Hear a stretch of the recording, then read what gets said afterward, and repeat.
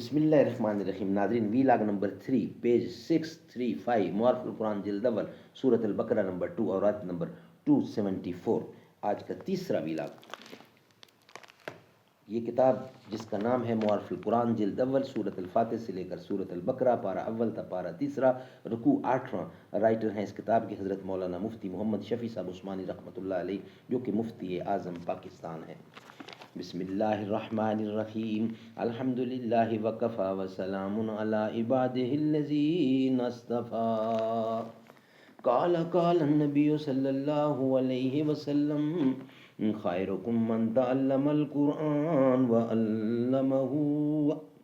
بہترین لوگ وہ ہیں جو خود بھی قرآن پڑھیں، دوسروں کو پڑھائیں، سکھائیں اور لکھائیں. تیغوں کے سائے میں ہم پل کر جواں ہوئے ہیں، خنجر ہلال کا ہے قومی نشاں ہمارا.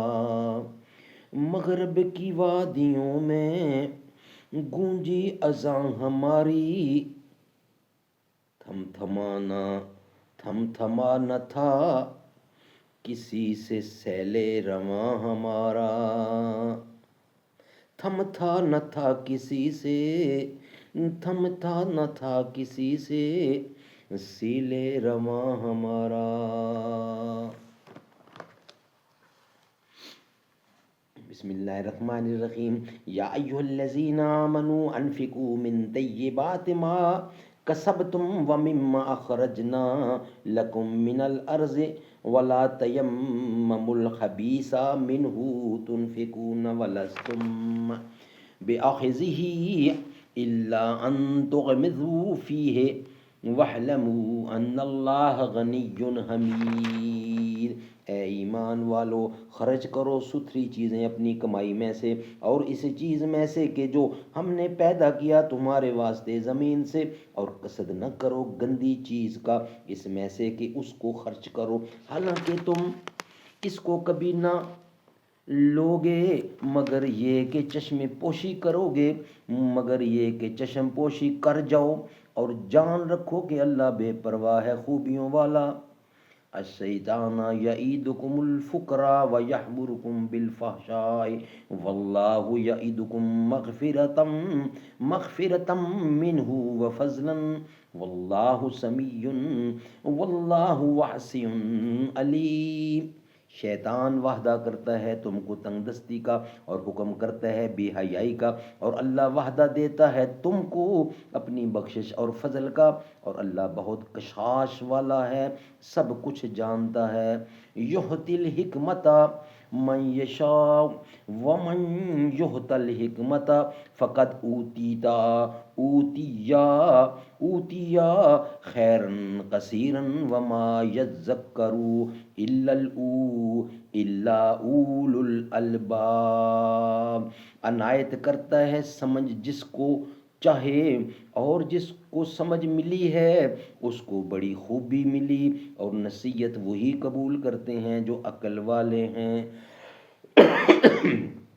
وما انفقتم من نفقۃ او نذرتم من نذر فإن اللہ یعلمہ وما للظالمین من انصار.